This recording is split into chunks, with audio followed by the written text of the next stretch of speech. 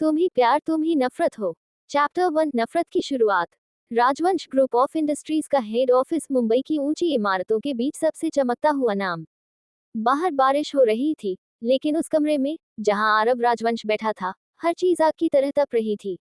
काला सूट, ठंडी निगाहें और एक चेहरा जिस पर किसी कोमलता की जगह सिर्फ सकती थी। आरव के हाथ में थी एक फाइल और उस पर लिखा नाम उसके सीने में जलता हुआ तीर बन गया था। मेहर सिंघानिया। उसकी आंखों में गुस्सा उबलने लगा। उसने टेबल पर मुक्का मारा। वही है, उसी की वजह से मेरा भाई मरा था। उसके सामने खड़ा असिस्टेंट डरते हुए बोला, सर, रिपोर्ट में साफ लिखा है कि एक्सीडेंट था। आरव ने कुर्सी से उठते हुए कहा, रिपोर्ट झूठ बोल सकती है, पर मेरी आंखें नहीं।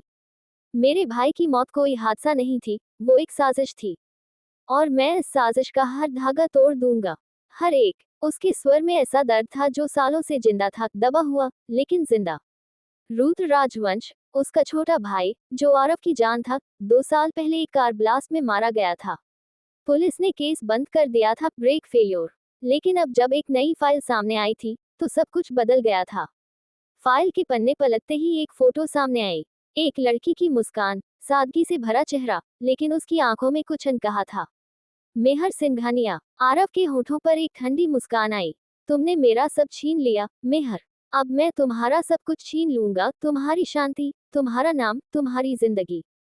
अगले ही सीन में, लखनऊ, सिंघानिया हाउस, एक पुरानी हवेली, जहां हर दीवार किसी दर्द की गवाही दे रही थी। मेहर अपने पिता की दवाइयां तैयार कर रही थी। सफेद सूट में, बाल बंधे हुए, चेहरा थका हुआ लेकिन आंखों में सच्चाई। वो अपने पिता देवेंद्र सिंघानिया, जो एक वक्त में मशहूर बिजनेसमैन थे, को देख रही थी। जो अब व्हीलचेयर पर बैठे अपने अतीत से लड़ रहे थे। पापा, अब सब ठीक हो जाएगा, उसने धीरे से कहा। देवेंद्र ने कमजोर आवाज में जवाब दिया, बेटा, सब ठीक नहीं होगा। हमने जिनसे लड़ाई ली थी, वो अब हमें चैन से नहीं जीने देंगे। मेहर ने झूठी हिम्मत दिखाई, मैं सब संभाल लूंगी, पापा। लेकिन अंदर से वो जानती थी कि उनके बिजनेस की डूबती हालत अब बचने वाली नहीं। दरवाजे पर अचानक दस्तक हुई। एक आदमी अंदर आया, काला सूट, डरावनी नजर और हाथ में एक दस्तावेज। सिंघानिया इंडस्ट्रीज पर 120 करोड़ का कर्ज है। अगर एक हफ्ते में पेमेंट नहीं हुआ, तो कंपनी, राजवंश ग्रुप अपने नाम कर लेगा। मेहर के चेहरे से खून उतर गया। राजवंश, उसने धीरे से दोहराया। दिल में अजीब सी सिहरन हुई। नाम नया नहीं था, दर्द पुराना था। 2 दिन बाद मुंबई, राजवंश ग्रुप का शानदार ऑफिस। मेहर वहां खड़ी थी, हाथ में फाइल, चेहरा घबराया हुआ। वो आरव के ऑफिस में दाखिल होती है। सामने वही आदमी बैठा था, काले सूट में, नुकीली निगाहें, जैसे हर झूठ को चीर दे। मिस्टर राजवंश, मैं आपसे बात करना चाहती हूँ। उसकी आवाज कांपी। आरव ने बिना ऊपर देखे कहा, मुझे लगा था सिंघानिया नाम अब खत्म हो चुका है, लेकिन तुम तो अब भी जिंदा हो। मेहर ने रुककर कहा, आप हमारे बिजनेस को खत्म क्यों करना चाहते हैं? आरव ने मुस्कुराते हुए कहा, क्योंकि कुछ नाम मिटा देने चाहिए, ताकि दुनिया याद रखे कि गलती की सजा क्या होती है। वो धीरे से उठा और उसकी तरफ बढ़ा। पर मैं तुम्हें एक आखिरी मौका दे रहा हूँ। मेहर ने डरते हुए पूछा, कौन सा मौका? आरव ने उसकी आंखों में आंखें डालकर कहा, मुझसे शादी कर लो। कमरे में सन्नाटा छा गया। मेहर के होंठ सूख गए। क्या? हाँ, आरव बोला ठंडे लहजे में, अगर तुम मुझसे शादी करती हो, तो तुम्हारे पिता का बिजनेस, उनकी इज्जत, सब कुछ बच सकता है। वरना मैं तुम्हारा नाम तक मिटा दूंगा। मेहर के दिल में जैसे किसी ने खंजर घोंप दिया हो। ये क्या मजाक है? उसने चिल्लाकर कहा। आरव पास आया, उसके बेहद करीब। मजाक नहीं, डील है। तुम डील्स में यकीन रखती हो ना, मिस सिंघानिया? उसकी आंखों में आग थी और आवाज में नफरत। मेहर ने उसे देखा और अचानक समझ गई कि ये वही आदमी है, जो उसके अतीत से जुड़ा है।